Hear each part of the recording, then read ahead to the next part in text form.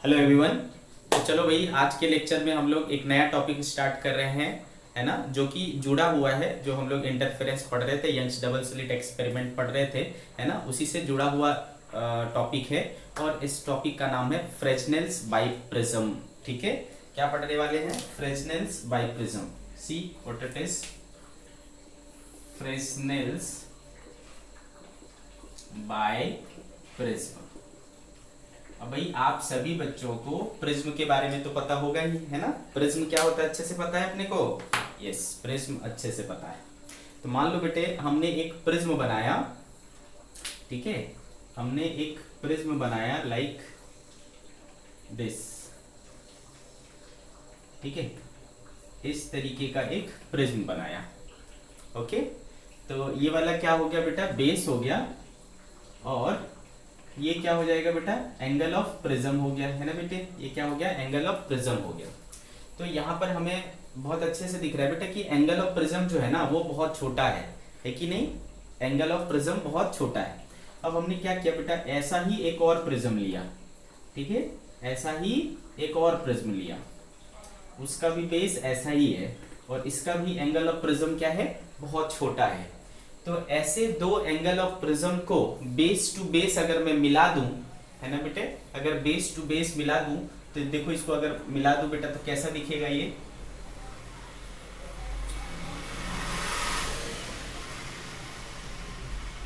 है ना बच्चे, इस तरीके का दिखेगा, जिसमें ये एंगल क्या है? बहुत छोटे हैं, ऑलमोस्ट हाफ डिग्री ऐसा लेते हैं। ठीक है, कितना लेते हैं ये? हाफ डिग्री के आसपास, हाफ डिग्री।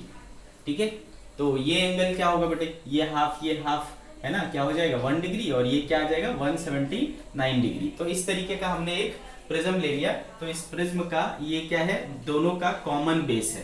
तो ये जो प्रिज्म बना है ना, ये जो प्रिज्म बना है वो दो प्रिज्म के कॉम्बिनेशन से बना है। तो बाय प्रिज्म हो गया, बाय प्रिज्म। और इसको किसने तैयार किया था? फ्रेस्नेल नाम के साइंटिस्ट ने। तो इसको हम लोग क्या कह देते हैं? फ्रेस्नेल्स बाय प्रिज्म। ठीक है, तो फ्रेस्नेल बाइप्रिज्म जो है कुछ इस तरीके से फाइनली दिखेगा हमें, है ना। फ्रेस्नेल बाइप्रिज्म कुछ इस तरीके से दिखेगा। See this, okay.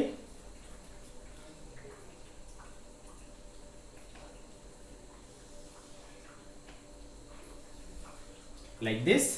तो ये हो गया हमारा बेटा फ्रेस्नेल बाइप्रिज्म। ओके, अब देखो बेटा, ऐसा मैंने एक ये कर दिया और यहां पर एक स्क्रीन रख दी। This is screen, okay. और इस लाइन पर हमने एक सोर्स ऑफ लाइट रख दी, है ना बेटे, सोर्स ऑफ मोनोक्रोमेटिक लाइट रख दी। आगे कहानी समझ में आपको? अब जब मैं यहाँ पर सोर्स ऑफ मोनोक्रोमेटिक लाइट रख देता हूं और मैं क्या करता हूं बेटा, एक लाइट रे यहां से, है ना, ये बेसिकली दो प्रिज्म है बेटा, एक ऊपर वाला प्रिज्म और एक नीचे वाला प्रिज्म, है ना, एक ऊपर वाला प्रिज्म है और एक नीचे वाला प्रिज्म है। तो एक लाइट रे मैं क्या करता हूं, यहां पे डालता हूं। तो ये क्या होगा बेटा? रिफ्रैक्शन के बाद मान लो इस तरीके से हो जाता है। ठीक है, ये वाला लाइट रे रिफ्रैक्शन के बाद इस तरीके से हो गया। और एक लाइट रे मैंने लिया, ठीक है, एक लाइट रे लिया जो इस तरीके से गया और आफ्टर रिफ्रैक्शन जो है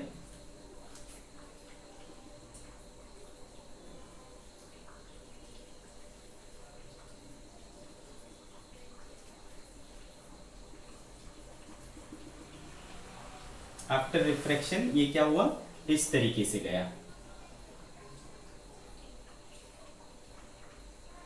ओके, आपको पता है बेटा लाइट रे क्या होता है? टुवर्ड्स प्रिज्म से, अगर प्रिज्म से किसी लाइट रे को ऐसा गुजारो तो वो किस तरफ बेंड होता है? बेस की तरफ बेंड हो जाता है। तो ये भी बेस की तरफ क्या हो जा रहा है? बेंड हो जा रहा है। तो ये बेंड होकर के ऐसा चला गया। क्लियर है? फिर आप जब इन दोनों रेस को इधर देखोगे बेटा पीछे एक्सटेंड करके, तो आपको ऐसा लगेगा कि ये दोनों रेस कहां से आ रहे हैं? इस पॉइंट से आ रहे हैं, है ना।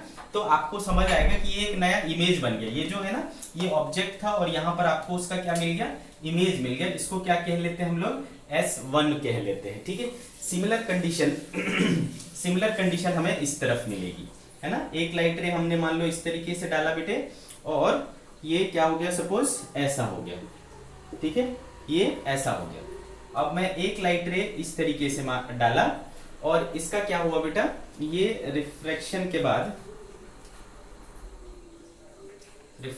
बाद यहां आया,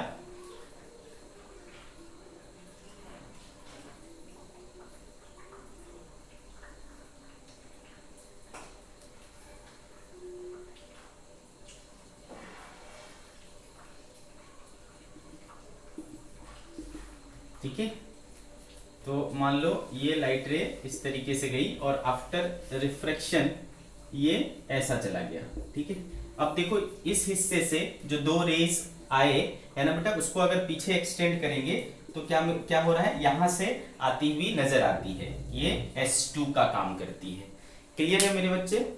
तो ये S1 और ये S2 दो जो है सोर्सेस, मतलब लाइट के इधर से इस स्क्रीन पर से देखोगे तो ये S1 और S2 यहां से आती हुई लाइट रेस महसूस हो रही है आपको, है ना बच्चे? क्लियर है? ओरिजिनल सोर्स कौन है, S है, बट इधर से देखने पर आपको क्या महसूस होगा, ये S1 से आ रही है और S2 से आ रही है, ठीक है। तो ये जो S1 और S2 है, रियल है कि वर्चुअल है, तो वर्चुअल है, हमने इमेजिनरी ऐसा एक्सटेंड करके देखा, ओरिजिनल तो एक ही है। ये दोनों क्या है बेटा, स्टेशनरी है। तो ये जो स्टेशनरी इमेजिनरी सोर्सेस हैं S1 और S2, ठीक है, ये दोनों जो है आपस में कोहेरेंट सोर्सेस की तरह बिहेव करते हैं। आ गई मेरी बात समझ में? These two sources behave as coherent sources. तो what we will use, ये अपन इसको स्मॉल d कह लेते हैं, इसके बीच की दूरी को क्या कह लेते हैं, स्मॉल d कह लेते हैं। तो ये हमारा क्या हो गया बेटा, वहां जो YDAC में हमने स्लिट्स लिए थे S1 और S2, उसके बदले पर यहाँ पर क्या है, वहां पर हमने S1 एंड S2 को कोहेरेंट सोर्सेस के रूप में यूज किया था। यहां पर भी S1 और S2 क्या हो जाएगा, कोहेरेंट सोर्सेस की तरह बिहेव हो जाएगा। बट वहां पर के जो कोहेरेंट सोर्सेस थे वो रियल थे, और यहाँ पर के जो कोहेरेंट सोर्सेस है वो क्या है, इमेजिनरी है, ठीक है। तो इनके बीच का अगर हम डिस्टेंस फाइंड आउट कर लेंगे तो ये हमारे लिए किसका काम करेगा, डिस्टेंस बिटवीन दी स्लिट्स का काम करेगा, स्मॉल d का काम करेगा। अब मान लो बच्चे कि इस प्रिज्म से यहां तक की दूरी हो a, और इस बाइप्रिज्म से स्क्रीन तक की दूरी हो मान लो b, ठीक है, b। तो आप देखो बेटा ये क्या हो गया, स्लिट से स्क्रीन तक की दूरी, स्लिट से स्क्रीन तक की दूरी YDAC में क्या मानते थे बेटा, d। तो देखो ये d यहां पर किसके बराबर हुआ, a प्लस b के बराबर हुआ, ठीक है बेटे। आ गई मेरी बात समझ में?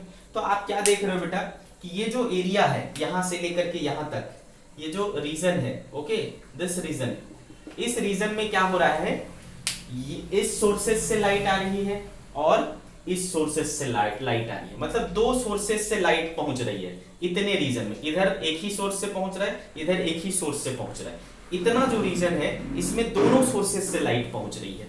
तो यहाँ पर जब दो सोर्सेस से आती हुई लाइट मिलेंगी, है ना बेटे, तो उनके साथ क्या होगा, रीडिस्ट्रीब्यूशन ऑफ एनर्जी होगा, यानी क्या बोलते हैं, इंटरफेरेंस होगा। तो इसके बीच में आपको इंटरफेरेंस पैटर्न दिखाई देगा। आगे मेरी बात समझ में? इसके बीच में आपको इंटरफेरेंस पैटर्न दिखाई देगा, ठीक है। यहां पर इंटरफेरेंस पैटर्न दिखाई देगा, यानी ब्राइट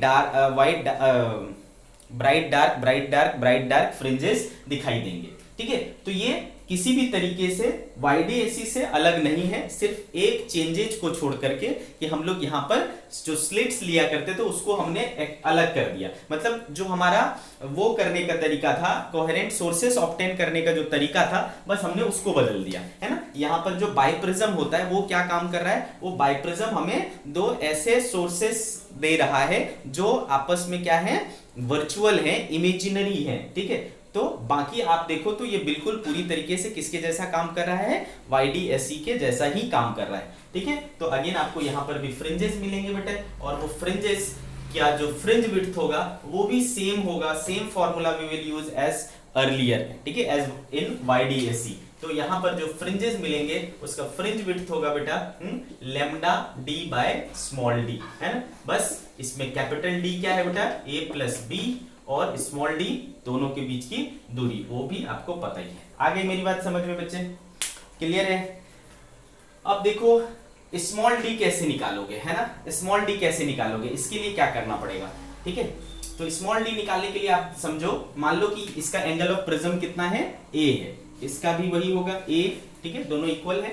तो ये मान लो इसका एंगल ऑफ प्रिज्म है।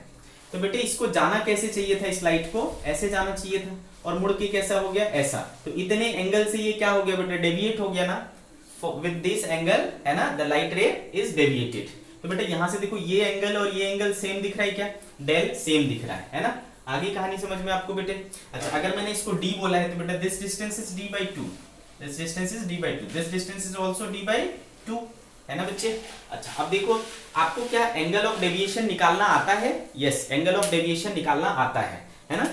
तो since angle of deviation del का फॉर्मूला क्या होता है, अच्छा याद करो डेल के लिए हमने दो फॉर्मूले पढ़े थे, एंगल ऑफ डेविएशन के लिए दो फॉर्मूले पढ़े थे। एक पढ़ा था हमने i प्लस ई माइनस ए और एक पढ़ा था म्यू माइनस 1 इंटू ए।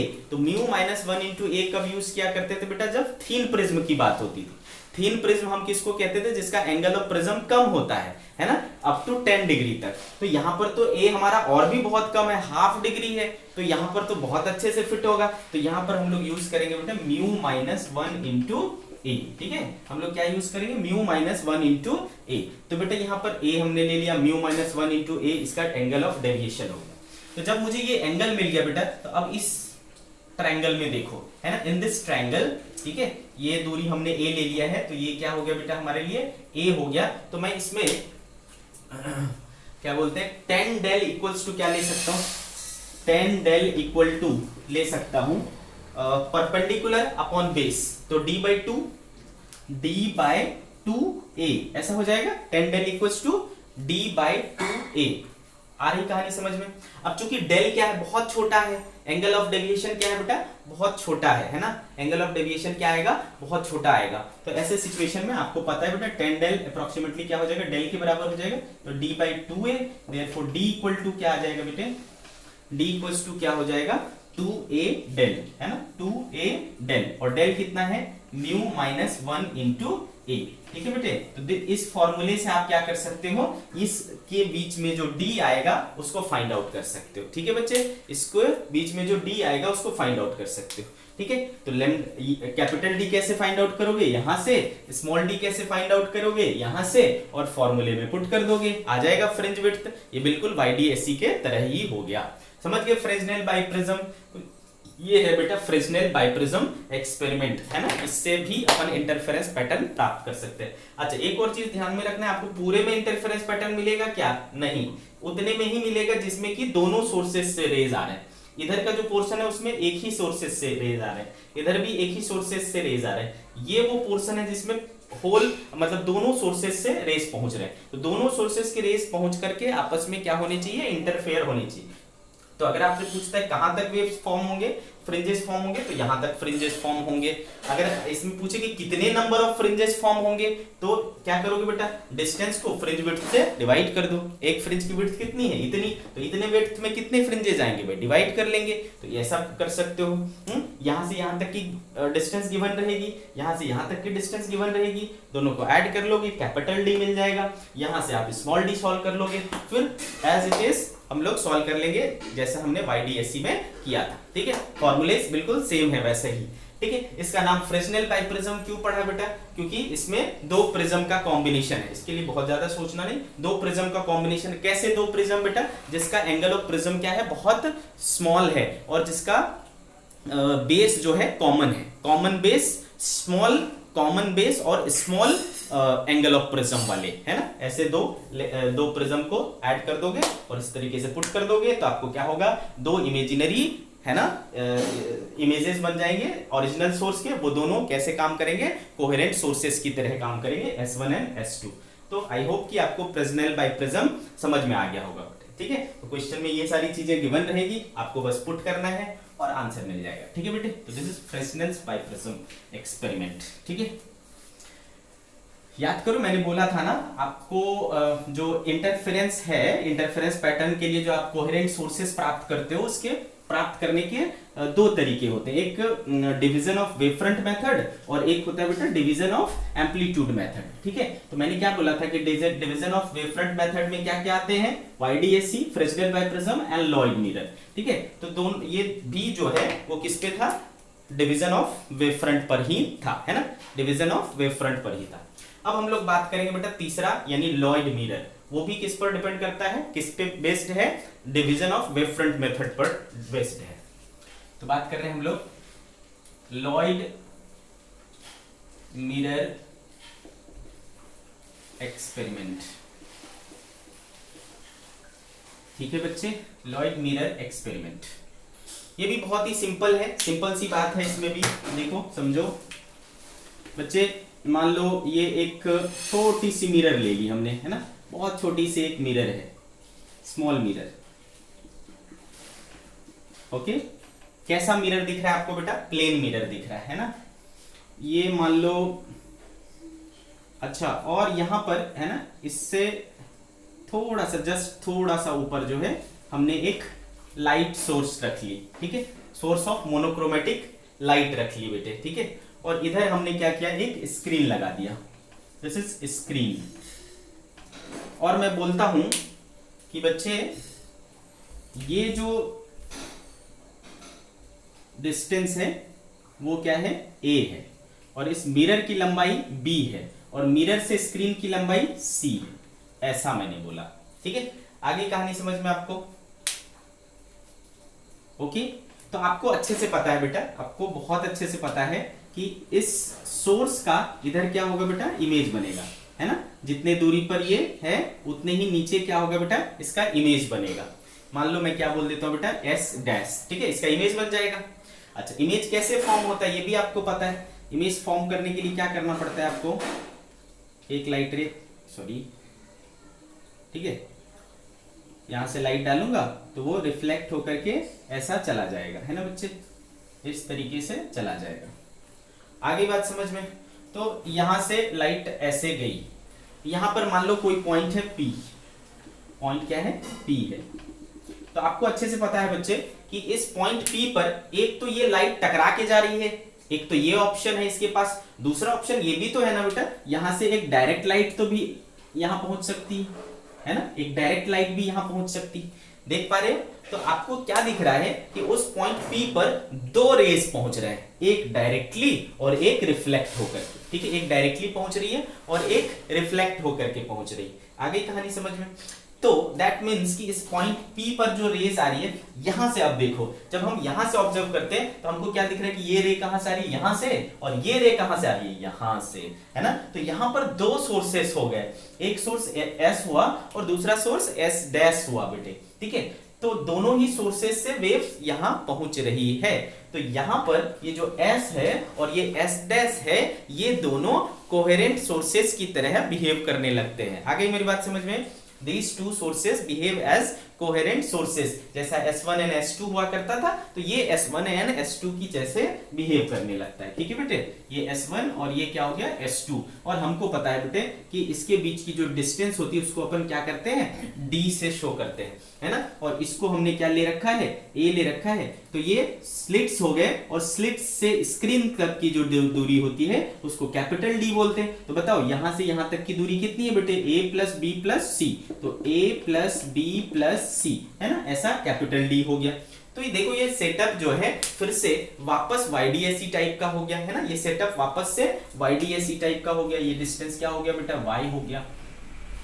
यहां तक तो कोई दिक्कत नहीं बेटा, है ना। उसमें भी ये S1 होता था, S2 होता था, तो हमको दिखता था कि ये S2P बड़ा है, S1P छोटा है, तो S2P माइनस S1P करते थे तो हमें क्या मिलता था बेटा? पाथ डिफरेंस मिलता था। ठीक है, तो ये जो S1 और S2 है ना, इसके बीच जो पाथ डिफरेंस आएगा वो कितना आएगा? S2P माइनस S1P, है ना। इसको मैंने S2 बोला, इसको मैंने S1 बोला, S2P minus S1P।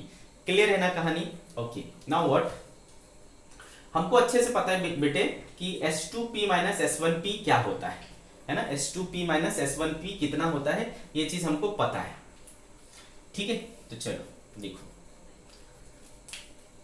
we know that S2P minus S1P plane case में, प्लेन कंडीशन में S2P minus S1P equals to कितना होगा बेटा? क्या आया था?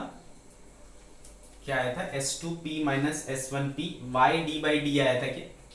है ना बेटे, y d बाई, नहीं, y by D into D ऐसा आया था, y d बाई डी, है ना। S2P, sorry, S2P minus S1P, अच्छा रहने दो, S2P माइनस S1P, सॉरी इसको इस तरीके से रखते हैं, S2P माइनस S1P को ही हमने क्या बोला था बेटा, पाथ डिफरेंस बोला था। पाथ डिफरेंस को मैं कैसे शो कर सकता हूं, डेल एक्स से। लेकिन यहां पर थोड़ा सा ट्विस्ट है, और इस ट्विस्ट को जानने के लिए आपको थोड़ा सा फ्लैशबैक में जाना पड़ेगा। फ्लैशबैक यानी क्लास 11th। क्लास 11th में याद करो, वेव चैप्टर जब पढ़े थे तो हमने सीखा था वेव का रिफ्लेक्शन एंड रिफ्रैक्शन, ठीक है, वेव का रिफ्लेक्शन एंड रिफ्रैक्शन। तो वहां पर हमने एक टॉपिक पढ़ा था बेटे कि अगर वेव है ना, अगर वेव का रिफ्लेक्शन होता है ना, वेव रिफ्लेक्ट होता है फ्रॉम रेयर टू डेंसर, ठीक है, फ्रॉम रेयर टू डेंसर, तो जो वेव रिफ्लेक्ट होगा, या फिर आप इसको बोल सकते हो फिक्स्ड एंड, है ना, साउंड वेव की कंडीशन में हमने ये पढ़ा था कि वेव अगर है ना फिक्स्ड एंड से रिफ्लेक्ट करता है, ओके, तो क्या होता था, फेज में चेंज आ जाता था। कितने का फेज में चेंज आता था बेटा, कितने का फेज में चेंज आ जाता था, 180 डिग्री का फेज में चेंज हो जाता था। याद है आपको, 180 डिग्री का फेज में चेंज आता था, अच्छे से याद है, ठीक है। तो जब भी कोई वेव फिक्स एंड से टकराता है, रिफ्लेक्ट होता है, तो रिफ्लेक्टेड वेव इंसिडेंट वेव के रिस्पेक्ट में 180 डिग्री आउट ऑफ फेज होता है। या फिर इस फिक्स एंड को दूसरे केस तरीके से ऐसे समझाया जाता है, अगर रेयरर से डेंसर मीडियम में जाती है तो वो जो बाउंड्री होती है, वो बाउंड्री कैसा काम करता है बेटा, वो बाउंड्री काम करता है फिक्स एंड का, ठीक है, वो बाउंड्री काम करता है फिक्स एंड का, रेयरर टू डेंसर जाते वक्त। तो वहां से भी जब रिफ्लेक्शन होता है तो 180 डिग्री आउट ऑफ फेज होता है, ठीक है। तो इस रिफ्लेक्शन की वजह से, जब भी वेव रिफ्लेक्ट होगा ना, तो रिफ्लेक्शन की वजह से एक फेज में चेंज आता है, और that phase change is pi, है ना, यानी 180 डिग्री, ठीक है, 180 डिग्री यानी पाई का फेज चेंज आ जाता है extra, because of what, because of what, because of क्या बोलते हैं, रिफ्लेक्शन। आगे कहानी समझ में आपको, बिकॉज ऑफ रिफ्लेक्शन। तो बच्चे आपको समझना है कि ये जो रिफ्लेक्टेड वाला वेव है ना, ये रिफ्लेक्टेड वेव है, इसमें एक ज्योमेट्रिकली तो जो जितना है सो है ना, ज्योमेट्रिकली तो जितना उसका पाथ है सो है, प्लस उसके अलावा है ना रिफ्लेक्शन की वजह से भी एक पाथ डिफरेंस है। अच्छा, जैसा कि मैंने बोला, in case of reflected ray, in case of reflected ray है ना, डेल फाइव एक एक्स्ट्रा आ जाता है, कितने का बेटा, पाई का। तो इसको अगर मैं पाथ के रिस्पेक्ट में करूं तो आपको पता है बेटा, डेल एक्स इक्वल टू क्या होता है बेटा, lambda by 2 pi into pi हो जाएगा बेटा, तो पाई पाई कैंसिल, लेमडा बाई 2। तो रिफ्लेक्शन की वजह से एक इतना पाथ डिफरेंस आ जाता है लेमडा बाई 2 का, ठीक है, रिफ्लेक्शन की वजह से एक इतना पाथ डिफरेंस आ जाता है लेमडा बाई 2 का। तो ज्योमेट्रिकली जितना पाथ डिफरेंस तो है सो है, उसके अलावा लेमडा बाई 2 है, ठीक है बेटा। तो आपको पहले से पता है कि ये जो S2P है वो क्या है, बड़ा है, और उसमें भी लेमडा बाई 2 एक्स्ट्रा है। तो S2P वाला जो हुआ है ना, जो ओवरऑल पाथ डिफरेंस है, डेल एक्स नेट जब निकालूंगा, ठीक है, डेल एक्स नेट जो निकालूंगा उसमें क्या हो जाएगा बेटे, S2P तो ज्योमेट्रिकली हो गया बेटा, ज्योमेट्रिकली S2P हो गया, उसमें अपन क्या करें, रिफ्लेक्शन की वजह से लेमडा बाई 2 है, S2P प्लस लेमडा बाई 2, ठीक है, और उसको माइनस करना है S1P को, तो क्या हो जाएगा बेटा, देखो S2P minus S1P plus lambda by 2, ठीक है, S2P minus S1P plus lambda by 2, ये हुआ तुम्हारा overall path difference, overall path difference. अब आपको पता है बेटा, चलो डेल एक्स नेट आ गया, डेल एक्स नेट आ गया, तो अब आप क्या कर सकते हो, अब आपको देखना है कि क्या चाहिए आपको, है ना, कौन सा ये चाहिए, वहां पर आपको कंडीशन ऑफ मैक्सिमा चाहिए कि कंडीशन ऑफ मिनिमा चाहिए। तो अगर उस जगह पर आपको मैक्सिमा चाहिए तो use the condition of maxima, अगर यहां पर मुझे मिनिमा चाहिए तो use the condition of minima, ठीक है। तो पोजीशन ऑफ मैक्सिमा अगर मैं देखूं, है ना, position of maxima, position of maxima या फिर पोजीशन ऑफ ब्राइट फ्रिंजेस, है ना, ब्राइट फ्रिंजेस चाहिए, ठीक है। ओके, तो फिर क्या करना पड़ेगा इसको, है ना, S2P minus S1P, S2P minus S1P plus lambda by to, plus lambda by to को क्या होना चाहिए बेटा, तो ओवरऑल पाथ डिफरेंस आपको मैक्सिमा के लिए क्या होता था, एन लेमडा, है ना, यही होता था बेटा। तो इसको इक्वल टू क्या करना पड़ेगा, एन लेमडा। तो therefore S2P minus S1P, S2P minus S1P equal to क्या हो जाएगा बेटे, N lambda minus lambda by two, that is lambda common ले लेंगे हैं, तो n minus one by two lambda, ठीक है, n minus one by two lambda. अब इसको बच्चे सॉल्व करो तो क्या हो जाता है, 2n माइनस वन, ठीक है, 2n minus one lambda by two, ठीक है, S2P minus S1P, S2P minus S1P is equal to 2n minus one lambda by two. अब मैं ये किसके लिए कर रहा हूं, देखो ये क्या है, position of maxima, position of maxima है, मैक्सिमा या फिर ब्राइट फ्रिंजेस, ब्राइट फ्रिंजेस। तो फिर अगर इसको हम YDAC से कंपेयर करें तो थोड़ा सा अलग मिल रहा है। YDAC में, है ना, जो ज्योमेट्रिकली पाथ डिफरेंस, वहां तो ज्योमेट्रिकली ही था पाथ डिफरेंस, तो वहां का जो पाथ डिफरेंस है, वहां का जो पाथ डिफरेंस है, वहां पे जो पाथ डिफरेंस था वो कितना था बेटे, कि सीधा एन लेमडा के बराबर होता था, सीधा, एक second,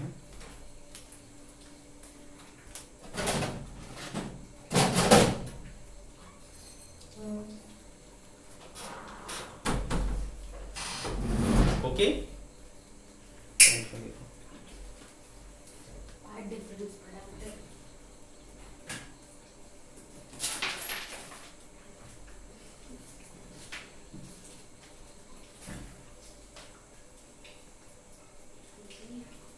okay, S2P minus S1P equals to 2n minus one lambda by two अभी के कंडीशन में आ रहा है। बट वहां हमने क्या पढ़ा था कि पाथ डिफरेंस, ब्राइट फ्रिंजेस या मैक्सिमा का जो कंडीशन होता था वो क्या होता था, N lambda, path difference should be N lambda.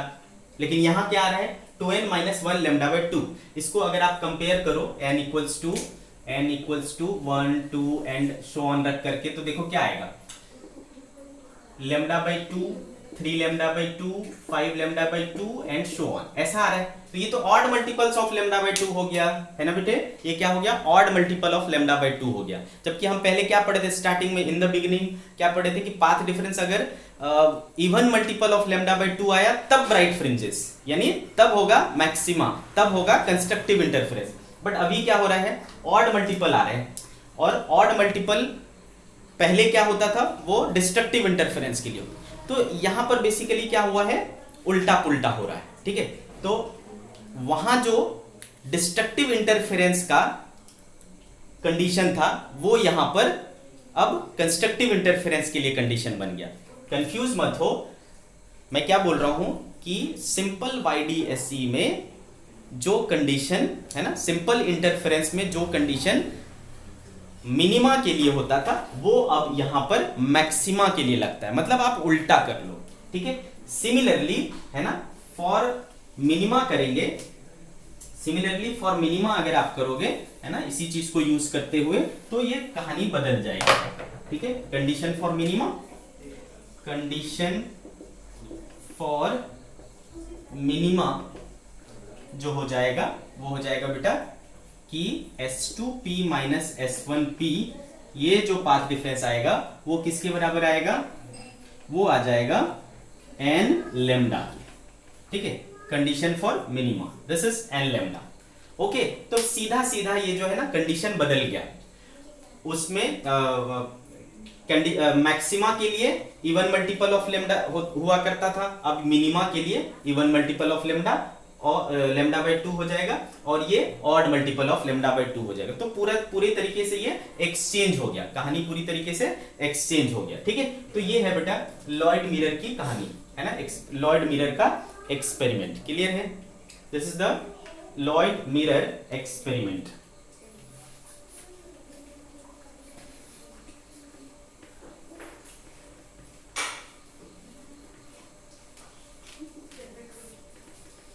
चलो नेक्स्ट टॉपिक है बच्चे thin film interference.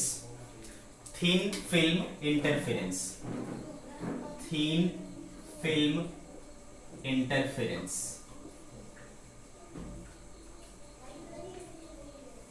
This is the last topic, okay, thin film interference. चलो तो भाई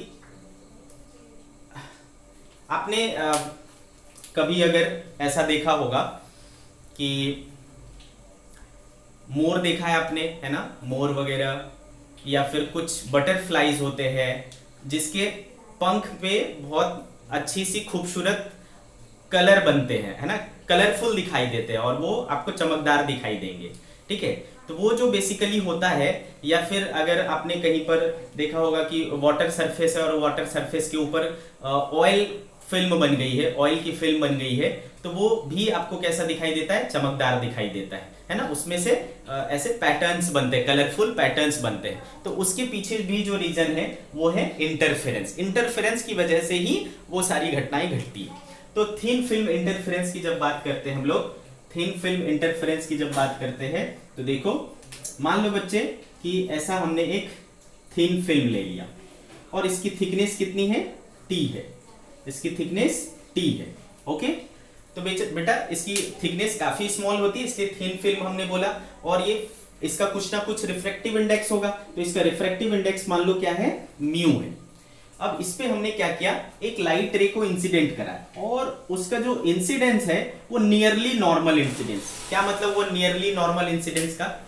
नियरली नॉर्मल इंसिडेंस मतलब ऑलमोस्ट परपेंडिकुलर। ठीक है, तो जब ये ऐसा पड़ेगा बेटे, ठीक है, तो यहां से ऐसा रिफ्लेक्ट होगा, है ना, यहां से क्या होगा? या ऐसा रिफ्लेक्ट होगा। लेकिन चूंकि ये मिरर नहीं है, है ना, ये मिरर नहीं है, यहां पर क्या हो रहा है? ये एक मीडियम है और ये दूसरा मीडियम है। इधर क्या है बेटे? एयर है ना, इधर क्या है? एयर है। ध्यान से समझना, इधर एयर है और ये एक मीडियम है। फिर से इधर क्या है बेटे? एयर है। फिर से इधर क्या है? एयर है। ओके, तो ये मिरर नहीं है, सिर्फ क्या हो रहा है? मीडियम चेंज हो रहा है। तो जब मीडियम चेंज होगा तो क्या होगा बेटा? दोनों चीजें होती है ना। वैसे तो अभी तक आपने पढ़ा है मीडियम चेंज होगा तो क्या होगा? रिफ्रैक्शन होगा। लेकिन 100% कभी भी कोई चीज नहीं होती, ना तो 100% रिफ्लेक्शन होता है, ना तो 100% रिफ्रैक्शन होता है। तो थोड़ा क्या हो जाएगा? रिफ्लेक्ट हो जाएगा और थोड़ा क्या हो जाएगा? पास हो जाएगा। तो यहां देखो क्या हो रहा है, थोड़ी एनर्जी रिफ्लेक्ट हो गई और थोड़ी एनर्जी पास हो गई। तो बेटा देखो एनर्जी क्या हो गया? बट गया ना, थोड़े रिफ्लेक्ट हो गए, थोड़े पास हो गए, है ना, थोड़े ट्रांसमिट हो गए। तो एनर्जी क्या हो गया? बट गया। एनर्जी बट गया मतलब एम्पलीट्यूड भी बट गया। इसलिए हमने बोला था कि इसमें जो इंटरफेरेंस हो रहा है, इसमें जो इंटरफेरेंस हो रहा है वो किसकी वजह से हो रहा है बेटा? इसमें जो कोहेरेंट सोर्स का काम करेगा वो कौन काम करेगा? जो कोहेरेंट सोर्स हमें मिलेगा वो किसकी वजह से मिलेगा? Due to division of amplitude, है ना। यहाँ पर एम्पलीट्यूड का डिवीजन हो रहा है। Thin film interference, Newton's rings, ये सब में क्या होता है? डिवीजन ऑफ एम्पलीट्यूड होता है। ठीक है, तो एक पोर्शन उसमें से क्या हो गया? वो चला गया बेटा, और एक पोर्शन क्या हो गया बेटा? ऐसा ट्रांसमिट हो गया। फिर यहां पर वापस से क्या होगा बेटा? कुछ लाइट रे क्या हो जाएगी? रिफ्लेक्ट, ये हो जाएगा इस तरीके से, ऐसा रिफ्लेक्ट हो जाएगा। ओके, और फिर से कुछ क्या हो जाएगा? ऐसा पास कर जाएगा। क्लियर है मेरी बात? तो आप क्या देख रहे हो कि दो सरफेस पर रिफ्लेक्शन हुआ, है ना। तो ये जो रे है, एक रे, वो क्या हुआ? अपर सरफेस से रिफ्लेक्ट होकर के आया, और ये जो दूसरा है वो कहां से रिफ्लेक्ट होकर के आया? लोअर सरफेस से। सेकंड जो है वो लोअर सरफेस से आया। तो दो, है ना, फिल्म के, थिन फिल्म के अपर लेयर और लोअर लेयर से रिफ्लेक्टेड रे जब आपस में इंटरफेयर करेंगे, ये दोनों जब इंटरफेयर करेंगे तो एक इंटरफेरेंस पैटर्न मिलेगा। इंटरफेरेंस पैटर्न मिलेगा। ठीक है, तो इसको कहते हैं हम लोग थिन फिल्म इंटरफेरेंस। इंटरफेरेंस, ठीक है, थिन फिल्म इंटरफेरेंस। आ गई मेरी बात समझ में? So what is thin film interference? When light waves reflected from reflected light waves from upper and lower layer of thin film, ठीक है, upper and lower layer of thin film interfere each other and interference pattern is obtained. This is known as thin film interference. This is known as thin film interference. Okay, तो चलो इसको क्या कहेंगे हम लोग? When reflected light ray from top and bottom layer of thin film interfere when reflected light ray from top and bottom layer of the film interfere and produce interference pattern is called, ठीक है, is called thin film interference,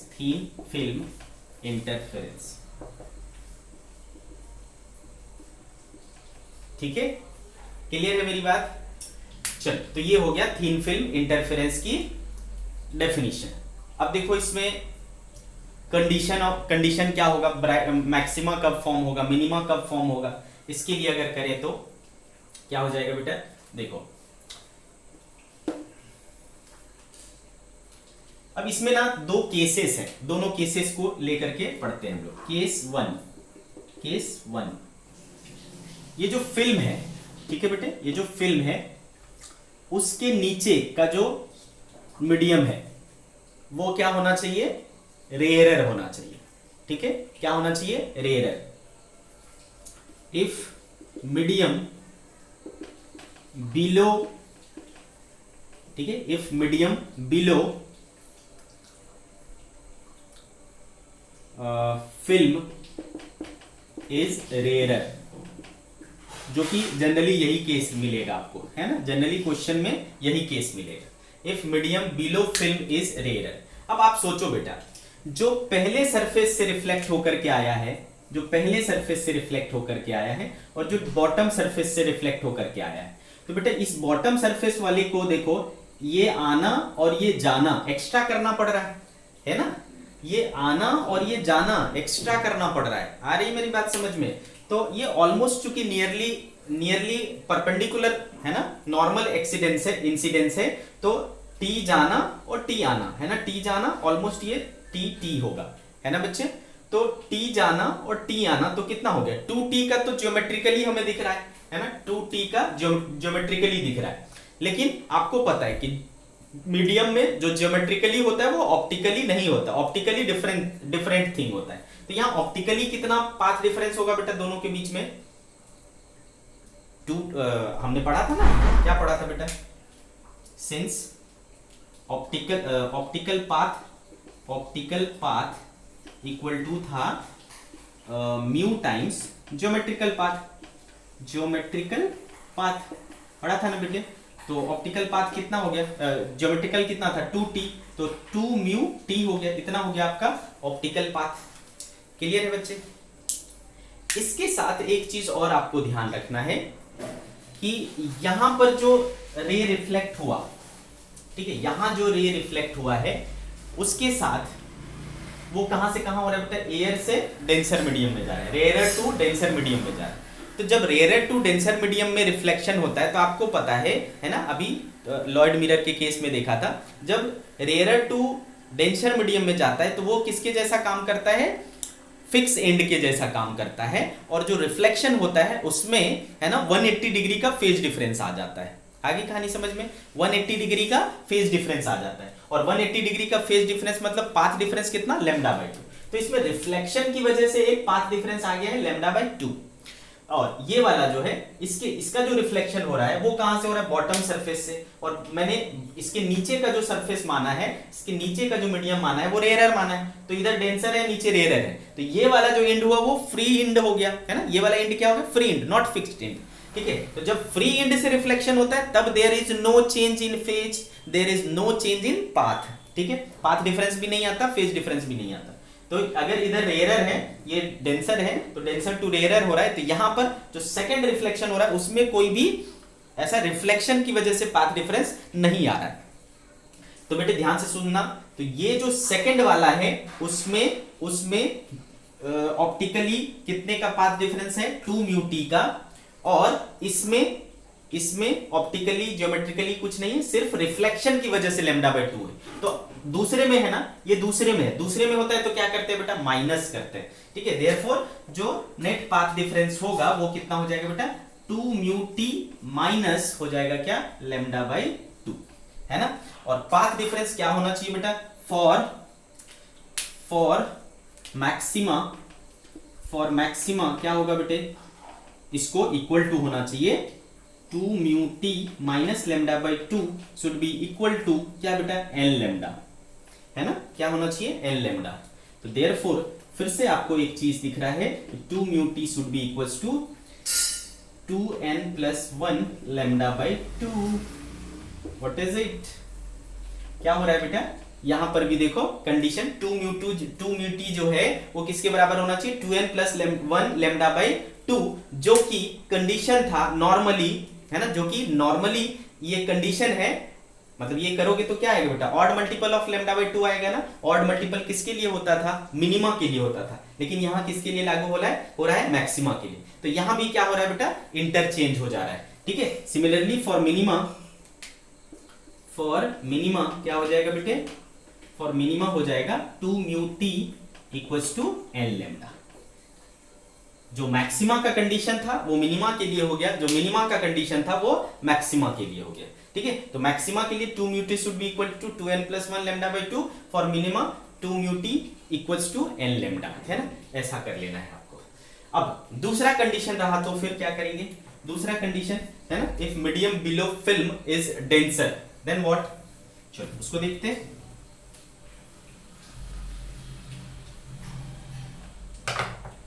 If medium below film is denser, तो फिर क्या होगा बेटे कि जो ये सेकंड वाला है वो भी रेयर टू डेंसर हो जा रहा है ना, इससे भी डेंसर है ये अगर तो यहां पर भी कंडीशन क्या लग जाएगा, रेयर टू डेंसर वाला, तो इस वाले में भी एक एक्स्ट्रा पाथ डिफरेंस आ जाएगा λ/2 का। ठीक है, तो अब जब इसको माइनस इसको करोगे तो ये λ/2 क्या हो जाएगा बेटा, कैंसिल, है ना। अब जो पाथ डिफरेंस करोगे, है ना बेटे, तो इस वाले का पाथ डिफरेंस क्या हो गया, 2 म्यू टी पहले से था, λ/2 और जुड़ गया, और इसमें से माइनस करोगे दूसरे वाले का तो λ/2, तो जो पाथ डिफरेंस आपका आ रहा है वो सिर्फ 2 म्यू टी आ रहा है ना, इस कंडीशन में सिर्फ 2 म्यू टी आ रहा है पाथ डिफरेंस। अब यहां पर अगर मुझे मैक्सिमा चाहिए, फॉर मैक्सिमा, तो मैक्सिमा के लिए डेल एक्स यानी 2 म्यू टी किसके बराबर होगा बेटा, n लैम्डा के। तो ये जो है वो वही है जो हम स्टार्टिंग से पढ़ते आए, मैक्सिमा के लिए n लैम्डा। तो सिमिलरली फॉर मिनिमा भी जो ओरिजिनल केस था वही लगेगा, 2 mu T equals to 2n-1 λ/2। ठीक है, तो ये क्या केस कह रहा है उस चीज को आपको अच्छे से समझना है, केस क्या कह रहा है उस चीज को अच्छे से समझना है। ठीक है बेटे, this is thin film interference. तो इस तरीके से बेटा इंटरफेरेंस वाला पार्ट कंप्लीट होता है। इस वेव ऑप्टिक्स में 3 पार्ट है बेसिकली। ठीक है, एक पार्ट है इंटरफेरेंस का, दूसरा पार्ट है आपका डिफ्रैक्शन का, और तीसरा पार्ट है पोलराइजेशन का। So first part we have completed, which is interference. Okay बच्चे, चलो बाय बाय।